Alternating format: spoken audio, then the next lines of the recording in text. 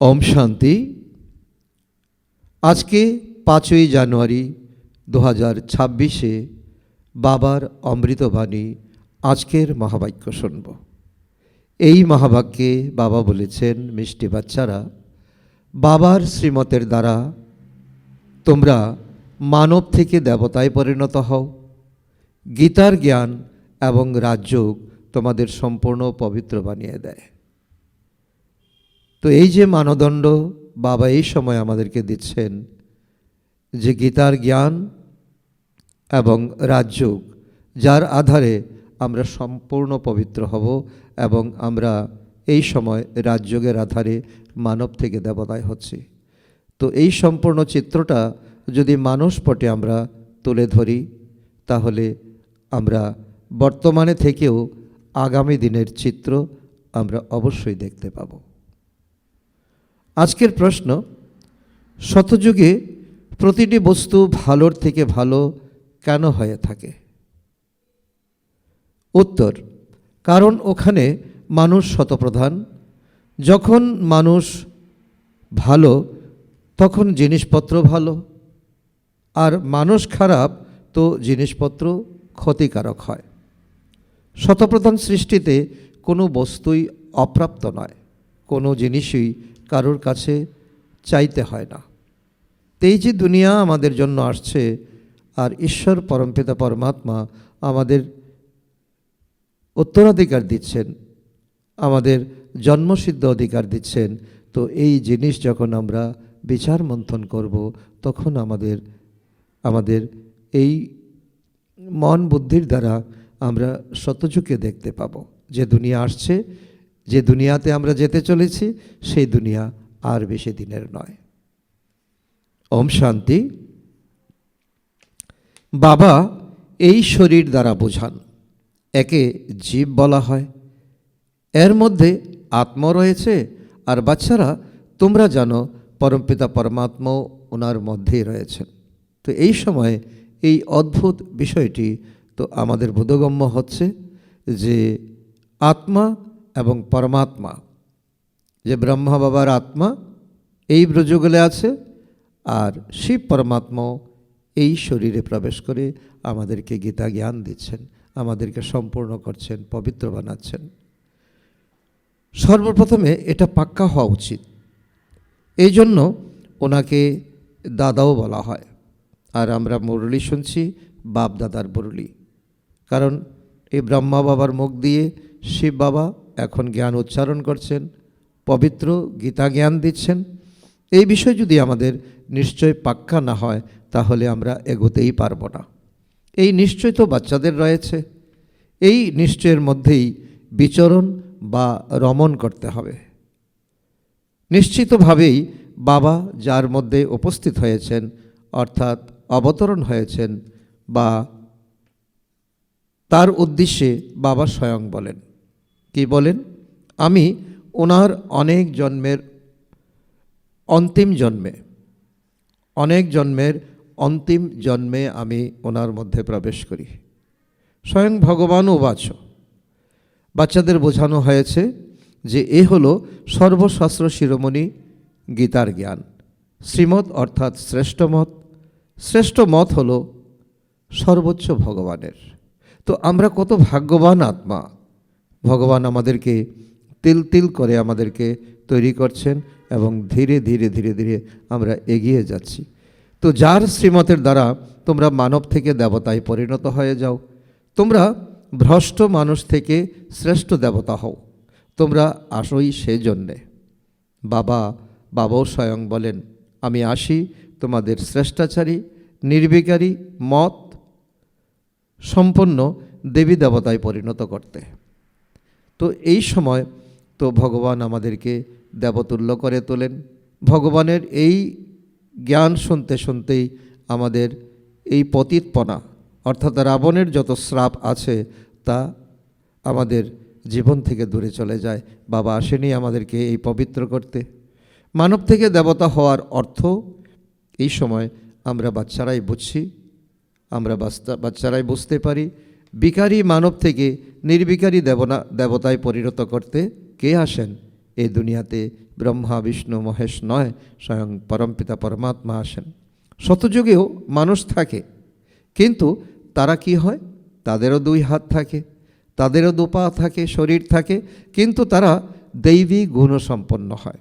যে দৈবী গুণ এখন আমরা ব্রাহ্মণ আত্মারা, এই ব্রাহ্মণ আত্মারা জীবনে ধারণ করছি, তো ওই দৈবী গুণ আমাদের সংস্কার হয়ে যায়।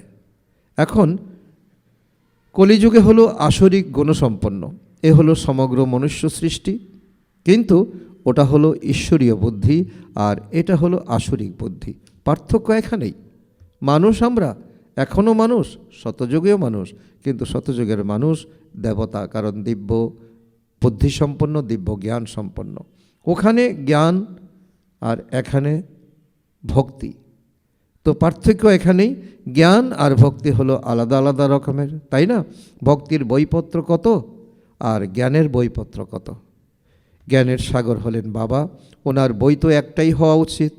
যিনি ধর্ম স্থাপন করেন তার একটি গ্রন্থ তো থাকা উচিত, তাকে ধর্মগ্রন্থ বলা হয়।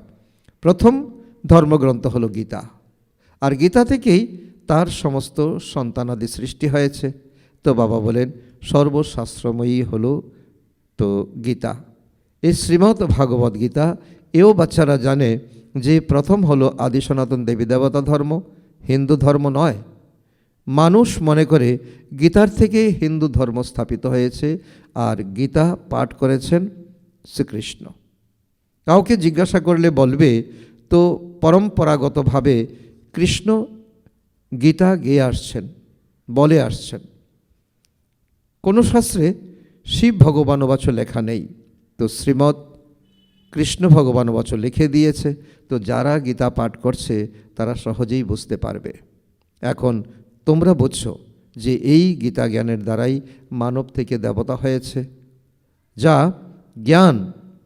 জ্ঞান এখন বাবা তোমাদেরকে দিচ্ছেন।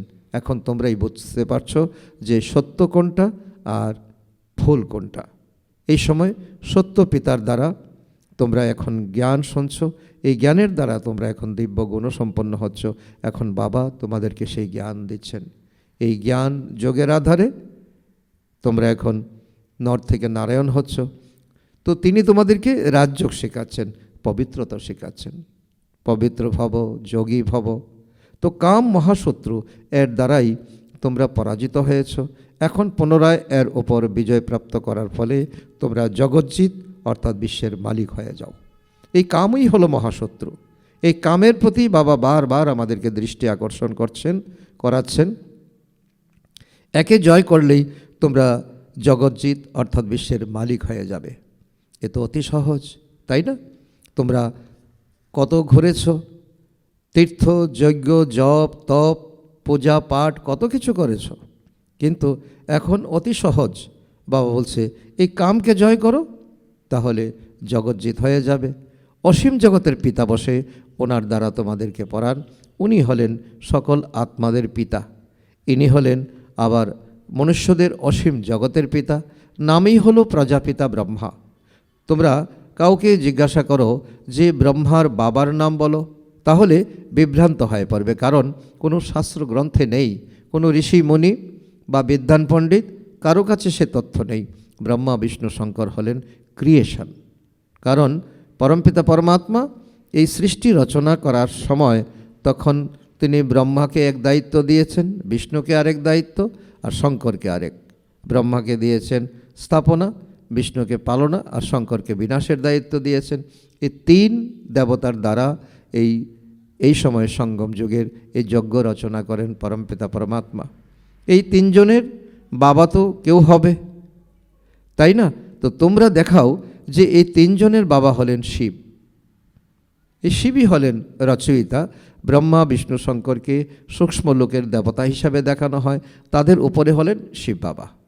আর এজন্য এই যে চিত্র, এই চিত্রকে বলা হয় ত্রিমূর্তি শিব। শিব বাবা এসে তিন দেবতার রচনা করেন, তিনজনকে তিন দায়িত্ব প্রদান করেন। বাচ্চারা জানে যে যত আত্মারা অর্থাৎ শিব বাবার বাচ্চারা রয়েছে তাদের নিজস্ব শরীর তো থাকবে। তিনি হলেন তো সদাই নিরাকার পরমপিতা পরমাত্মা। বাচ্চারা জেনেছে যে আমরা হলাম নিরাকার পরমপিতা পরমাত্মার সন্তান। আত্মা শরীরের দ্বারা বলে পরমপিতা পরমাত্মা। এই হলো এক সূক্ষ্ম অনুভূতি। বাবা বলে যে এখন শরীর দ্বারা তোমরা, আত্মা শরীর দ্বারা বলছে ইনি আমার পিতা, ইনি আমার পরমপিতা পরমাত্মা, আমাকে জন্ম জন্মান্তরের ভাগ্য প্রদান করছেন। কত সহজ কথা না? আর তাকে যদি তোমরা কঠিন করো, কঠিন থেকে কঠিনতম, আর যদি সহজ করে নাও তো সহজ থেকে সহজতম।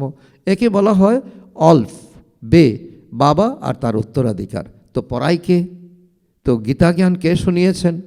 নিরাকার বাবা। আমাদের কাছে প্রত্যেকটা প্রশ্নের উত্তর বাবা দিয়েছেন, আর এই উত্তর আমাদের একেবারে কণ্ঠস্থ। ওনার কোনো মুকুটাদি নেই, তিনি সত্যযুগে আসেন না, তিনি পরমধাম থেকে এই ব্রহ্মার শরীরে এসে জ্ঞান প্রদান করে তিনি আবার পরমধাম নিবাসী পরমধামে চলে যান। তিনি হলেন জ্ঞানের সাগর, বীজরূপ চৈতন্য। তোমরাও হলে চৈতন্য আত্মা, তাই না? সকল বৃক্ষরাজির মধ্যে, বৃক্ষরাজির আদি মধ্য অন্তের জ্ঞানকে তোমরা জানো। এই যে কল্পবৃক্ষ, তার মূল, তার কাণ্ড, তার শাখা প্রশাখা, তার আদি মধ্য অন্ত তোমরাই জানো।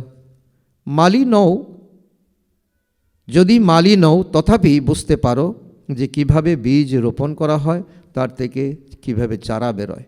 তো ওটা হলো জড়বৃক্ষ, এ হলো চৈতন্য। এই দুনিয়ার ভৌগোলিক জ্ঞান আমাদের আছে যে কী করে একটা বীজ রোপণ করলে তার থেকে অঙ্কুর উদ্গম হয়, ধীরে ধীরে এই বীজ থেকে চারা গাছ হয়, চারা গাছ ধীরে ধীরে বৃদ্ধিপ্রাপ্ত হয়। তো আর এই সময় এই মনুষ্য সৃষ্টিরূপী কল্পবৃক্ষ, তো এটাও বাবা বলছেন এ হলো চৈতন্য। তোমাদের আত্মায় জ্ঞান রয়েছে, আর কারুর আত্মায় জ্ঞান থাকে না। বাবা হলেন মনুষ্য সৃষ্টির বীজরূপ। তাহলে বৃক্ষ কী হবে? মানুষেরই হবে। এ হলো চৈতন্য ক্রিয়েশন। বীজ আর ক্রিয়েশনের মধ্যে তফাৎ আছে, তাই না? আমের বীজ পুঁতলে আম গাছ হয়, তারপর বৃক্ষ কত বড় হয়ে যায়।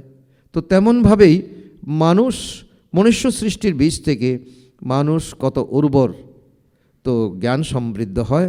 তো জ্বর বীজে কোনো জ্ঞান থাকে না। তো এই হলো চৈতন্য বীজরূপ। কারণ তোমাদের আত্মার মধ্যে এই জ্ঞান পিতা পরমাত্মা হলেন বীজ স্বরূপ, এবং তোমরা আত্মারা হলে এই সময় এই জ্ঞান সম্পূর্ণভাবে ধারণ করেছো তোমরা, চৈতন্য বীজ। এর মধ্যে সমগ্র সৃষ্টিরূপের জ্ঞান রয়েছে, কিভাবে উৎপত্তি হয়, কিভাবে লালন পালন হয়, পুনরায় কিভাবে বিনাশ হয়। তো এখন বিনাশও সামনে দাঁড়িয়ে আছে, তার জন্য তোমাদের এখন প্রাক প্রস্তুতি। এ হলো অতি বড় বৃক্ষ, তো যার বিনাশ হয়ে তো পুনরায় অন্য নতুন বৃক্ষ কিভাবে দাঁড়ায় তা অত্যন্ত গুপ্ত। কারণ পুরাতন দুনিয়াটাকে আমরা দেখছি, তো তার মধ্য থেকে তো নতুন দুনিয়ার কলাকৌশলীরা কিভাবে তৈরি হচ্ছে তা এখন তোমরাই জানছো। তোমরা গুপ্ত জ্ঞান প্রাপ্ত করো, বাবাও গুপ্তভাবে এসেছেন। তোমরা জানো যে স্যাপলিং রোপণ করা হচ্ছে। এখন এই ব্রহ্মজ্ঞান তোমরা পাচ্ছ, তোমাদের থেকে ধীরে ধীরে ধীরে ধীরে সকলের মধ্যে যাচ্ছে। তোমরা এখন এই স্যাপলিং রোপণ করছো, এখন সকলেই অপবিত্র হয়ে গেছে। আচ্ছা, 20 থেকে নম্বরের ক্রমানুসারে তো সর্বপ্রথম পত্ররূপে যিনি বেরিয়েছিলেন তিনি কে ছিলেন? সত্যযুগের প্রথম পত্র তো কৃষ্ণকে বলা হবে, লক্ষ্মী নারায়ণকে নয়। নতুন পাতা ছোট হয়, পরে বড় হয়। তাহলে এই বীজের দেখো কত মহিমা। বাবা আমাদের একেবারে তো শুরু থেকে অন্ত পর্যন্ত সব জ্ঞান আমাদের স্পষ্ট ভাষায় আমাদেরকে বর্ণনা করছেন। এ তো চৈতন্য, তাই না? পরে পাতাও বেরোয়, তাদের মহিমাও তো থাকে। তো এখন তোমরা দেবী দেবতা হচ্ছ, দৈবিক গুণ ধারণ করছো। মূল কথাই হলো আমাদের দৈবিক গুণ ধারণ করতে হবে, ওনাদের মতো আমাদের হতে হবে। কারণ ওনারা হলো আমাদের এইম অবজেক্ট, আমাদের লক্ষ্মী নারায়ণের মতো হতে হবে। চিত্র রয়েছে না, এই চিত্র না থাকলে তো বুদ্ধিতে জ্ঞানই আসতো না। এই চিত্র অনেক কার্যে আসে। ভক্তিমার্গে এই চিত্রগুলির পূজাও হয়, আর জ্ঞান মার্গে এই চিত্রগুলির দ্বারা তোমাদের জ্ঞান প্রাপ্ত হয় যে এরকম হতে হবে আমাদের ভক্তিমার্গে। তো এরকম মনে করা হয় না যে আমাদের এরকম হতে হবে, কারণ ভক্তিতে কোনো রকম এইম অবজেক্ট থাকে না। ভক্তিমার্গে কত মন্দির তৈরি হয়, সেখানে গান কীর্তন, আসলে সেই কীর্তন করা গান গাওয়া আসলে এটা হলো ভক্তি করা, মানে ভিক্ষা করা। তো সর্বাপেক্ষা অধিক সংখ্যক মন্দির কার হবে? অবশ্যই শিববাবারই হবে, যিনি বীজ স্বরূপ। পুনরায় তারপরে তার প্রথম রচনার মন্দির হবে। প্রথম রচনা হলো লক্ষ্মীনারায়ণ। তো সেই জন্য বাবা বলে, তো এই দুনিয়ার যত্রতত্র তো শিবের মন্দিরই সর্বাপেক্ষা বেশি, তারপর হলো তার প্রথম সন্তান লক্ষ্মীনারায়ণের। শিবের পর ওনাদের পূজা সবথেকে বেশি হয়। মাতারা জ্ঞান প্রদান করে, তাদের পূজা হয় না। তারা তো পড়ায়, তাই না? তো বাবা তোমাদের পড়ান, তোমরা কারোর পূজা করো না, কারণ এখন তোমরা ভক্তিকে বৈরাগ্য করেছ। যিনি পড়ান তার পূজা এখন তোমরা করতে পারো না, তোমরা করবে দাপর যুগে। তোমরা যখন পড়াশোনা করে পুনরায় অজ্ঞানী হয়ে যাবে, দাপর যুগে যাবে, তখন আবার তোমরা পূজা শুরু করবে। তোমরা শিবের পূজা করবে অব্যভিচারী, তারপর নিজেরাই নিজেদের পূজা করবে। তোমরা দেবী দেবতাদের মন্দির বানিয়ে, দেবী দেবতাদের মূর্তি বানিয়ে তোমরাই তোমাদের পূজা করবে। তো তোমরাই দেবী দেবতা হও, তোমরাই জানো যিনি আমাদের এমন তৈরি করেন ওনার পূজা হবে। তারপর আমাদের পূজা নম্বরের ক্রমানুসারে। তো এই জন্য পুনরায় অধঃপতনে গিয়ে তো 5 তত্ত্বের পূজা করতে থাকে। তো বাবা বলছেন, এও আমাদের বলছেন যে ভক্তিরও একেবারে চরম অবস্থায় এখন দুনিয়া এসে পৌঁছেছে। 5 তত্ত্বের পূজা শুরু করে দিয়েছে, মাটি, জল, অগ্নি, তো সব কিছুকে পূজা করতে শুরু করেছে। শরীর তো 5 তত্ত্বের, তাই না? শরীরকেও পূজা করে। তো 5 তত্ত্বের পূজা করো বা শরীরের করো, একই ব্যাপার। এই জ্ঞান তো বুদ্ধিতে রয়েছে। এই লক্ষ্মীনারায়ণ সমগ্র বিশ্বের মালিক ছিলেন। এই দেবী দেবতাদের রাজ্য নতুন সৃষ্টিতে ছিল, কিন্তু তা কবে ছিল তা কেউ জানে না। কিন্তু কি বলে? লক্ষ লক্ষ বৎসর বলে দেয়। এখন লক্ষ লক্ষ বৎসরের কথা তো কখনো কারোর বুদ্ধিতে থাকতেই পারে না, কারণ এই জীবনরূপী অঙ্কের সমাধান করতে গেলে তো তার জন্য সুস্পষ্ট সূত্র চাই। এই সূত্র দিয়ে জীবনের অঙ্ক কখনো মেলে না। এই জন্য বাবা বলে, তো এখন তোমাদের স্মৃতিতে রয়েছে সুস্পষ্ট সূত্র, আর তার দ্বারা তোমরা জীবনের অঙ্ক সহজে মিলাতে পারো। তোমাদের স্মৃতিতে রয়েছে আজ থেকে 5000 বৎসর পূর্বে আমরা আদি সনাতন দেবী দেবতায় ধর্মে পরিণত হয়েছিলাম। এই সৃষ্টি চক্রটাই হচ্ছে 5000 বৎসরের। দেবী দেবতা ধর্মাবলম্বীরা অন্যান্য ধর্মে কনভার্ট হয়েছে, হিন্দু ধর্ম বলতে পারবে না। পতিত হওয়ার জন্য নিজেদের দেবী দেবতা বলা শোভনীয় নয়। অপবিত্রদের দেবী দেবতা বলতে পারবে না। মানুষ পবিত্র দেবীদের পূজা করে, তাহলে অবশ্যই স্বয়ং অপবিত্র, সেজন্য পবিত্রের সম্মুখে মাথা নত করতে হয়। ভারতে বিশেষত্ব কন্যাদের প্রণাম করে, কুমারদেরকে প্রণাম করা হয় না, নারীদের প্রণাম জানানো হয়। পুরুষদের কেন প্রণাম করে না? কারণ এই সময় জ্ঞানও প্রথমে মায়েরা পায়। এই জ্ঞানের কলস বাবা মায়েদের মাথায় জ্ঞানের কলস অর্পণ করেন। বাবা ওনার মধ্যে প্রবেশ করেন, ব্রহ্মার মধ্যে। তোমরা এও জানো ইনি হলেন জ্ঞানের বড় নদী, ব্রহ্মাপুত্র। তিনি জ্ঞান নদী, আবার তিনি পুরুষও। এ হলো সবচেয়ে বড় নদী, ব্রহ্মপুত্র নদী সবচেয়ে বড়, যা কলকাতা হয়ে গিয়ে সাগরে মিলিত হয়। মেলাও ওখানে বসে, কিন্তু ওরা অজ্ঞানীরা এসব জানে না যে এ হলো আত্মা আর পরমাত্মার মিলন মেলা, অর্থাৎ পূর্ণ কুম্ভ।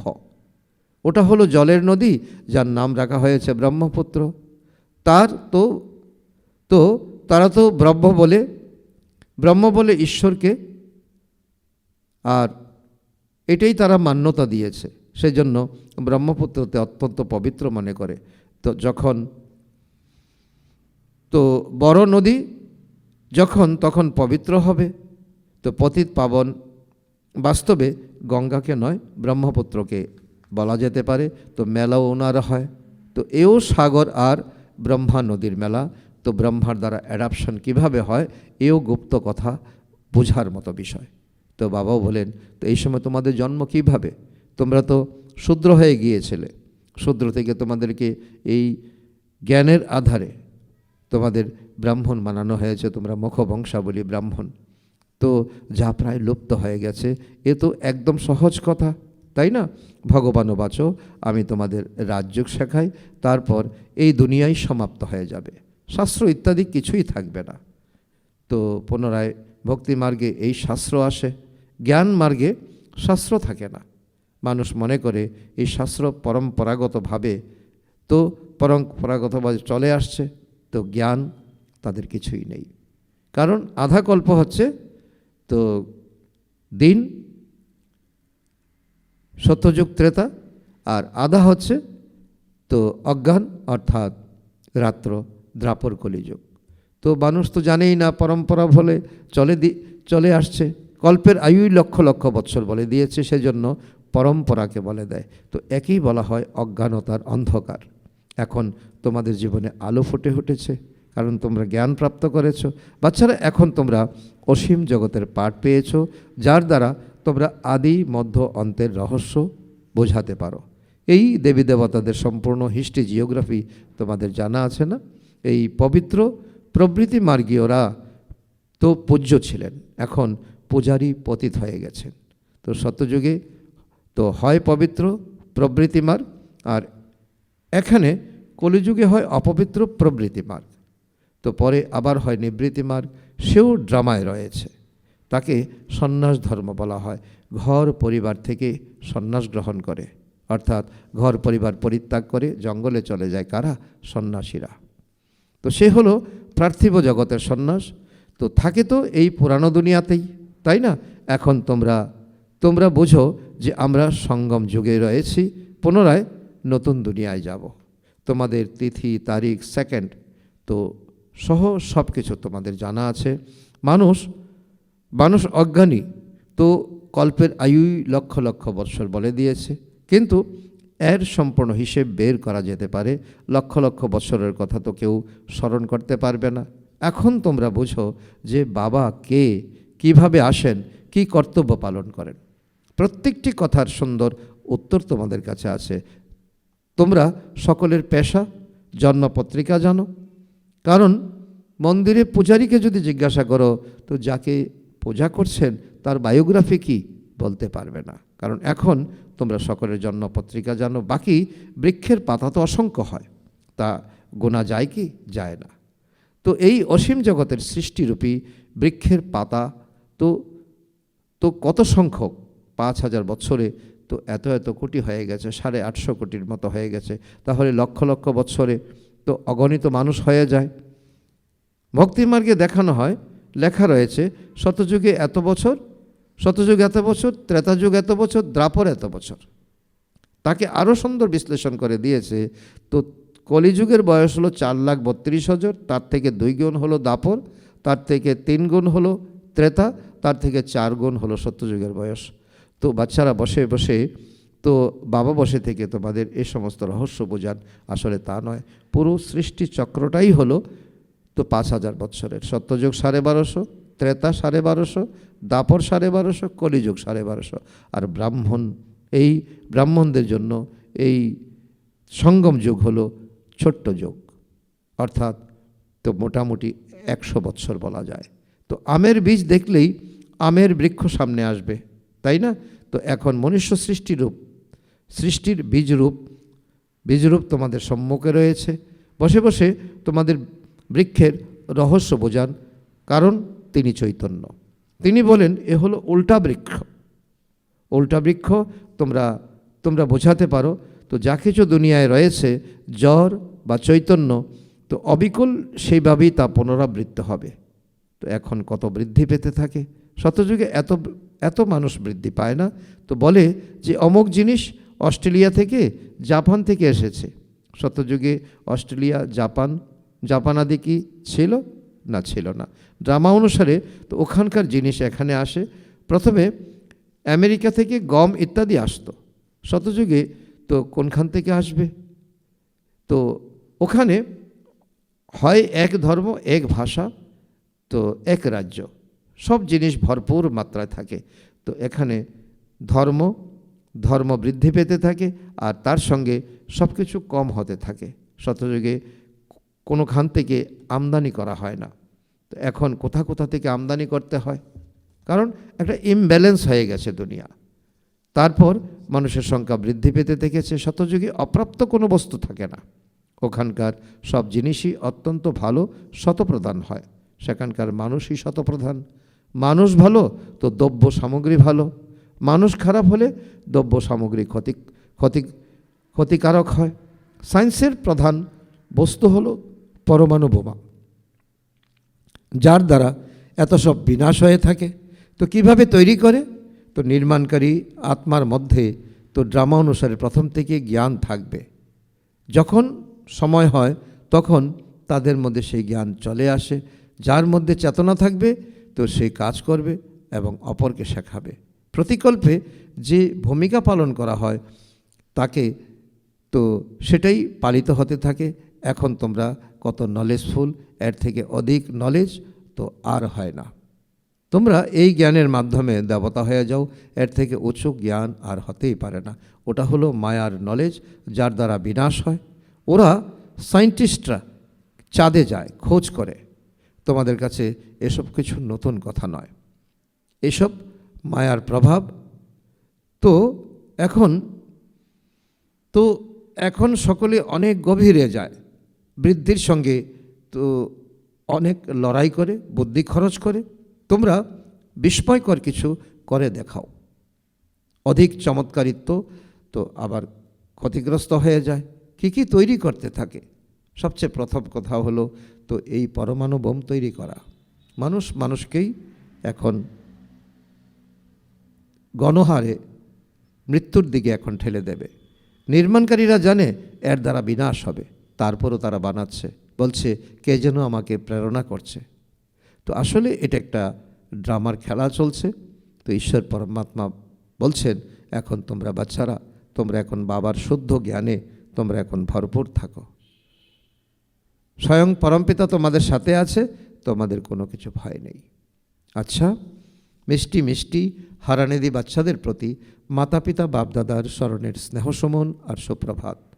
আত্মাদের পিতা তার আত্মারূপী বাচ্চাদের জানাচ্ছেন নমস্কার। আমরা আত্মারূপী সন্তানরা আমাদের মাতা পিতা বাপদাদাকে জানাই স্মরণের স্নেহসমন, সুপ্রভাত ও নমস্কার। ধারণার জন্য মুখ্য সার 1 নম্বর, গুপ্ত জ্ঞানকে স্মরণ করে প্রফুল্লিত থাকতে হবে। দেবতাদের চিত্রকে সম্মুখে দেখে তাদের প্রণাম বন্দনা করার পরিবর্তে তাদের মতো হওয়ার জন্য দৈবী গুণ ধারণ করতে হবে। নাম্বার 2, সৃষ্টির বীজরূপ বাবাকে এবং তার চৈতন্য ক্রিয়েশনকে বুঝে নলেজফুল হতে হবে। এই জ্ঞান অপেক্ষা বড় জ্ঞান আর হতে পারে না, এই নেশাতেই থাকতে হবে। বরদান, এক বাবা, দ্বিতীয় আর কেউ নেই। এই পাঠের স্মৃতির দ্বারা একরস স্থিতি বানিয়ে শ্রেষ্ঠ আত্মা ভব। তার অর্থ হলো এক বাবা, দ্বিতীয় আর কেউ নেই। এই পাঠ নিরন্তর স্মরণ থাকলে স্থিতি একরস হয়ে যায়। কেননা জ্ঞান তো সবাই পেয়ে গেছো, অনেক পয়েন্টস আছে। তো পয়েন্টস থাকা সত্ত্বেও তো পয়েন্ট রূপে থাকা, তো এটা হলো সেই সময়ের কামাল, যখন কেউ নিচের দিকে টানছে, কখনো কোনো কথা নিচের দিকে টানবে, কখনো কোনো ব্যক্তি, কখনো কোনো জিনিস, কখনো বায়ুমণ্ডল। তো এসব তো হবেই, কিন্তু সেকেন্ডে এইসব বিস্তার সমাপ্ত হয়ে একরস স্থিতি হয়ে যাবে। তখন বলা হবে শ্রেষ্ঠ আত্মার তো আত্মা ভবর বরদানী। স্লোগান, নলেজের শক্তি ধারণ করে নাও, তাহলে বিঘ্ন আঘাত করার পরিবর্তে তো পরাজিত হয়ে যাবে। আজকের অব্যক্ত ইশারা, এই অব্যক্তি মাসে বন্ধন মুক্ত থেকে জীবন মুক্ত স্থিতির অনুভব করো। আজকের পয়েন্ট, এখন তোমরা সবাই তো এই রকম মুক্ত হয়ে থাকা মাস্টার মুক্তিদাতা হও, যাতে সকল আত্মারা, প্রকৃতি এবং ভক্তরা মুক্ত হয়ে যায়। এখন ব্রহ্মা বাবা তো এই একটা বিষয়ে তো ডেট কনসাস আছেন যে আমার প্রত্যেক বাচ্চা কবে জীবনমুক্ত হবে।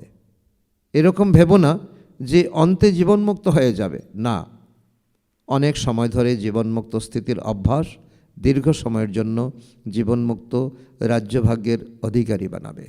আচ্ছা, ওম শান্তি।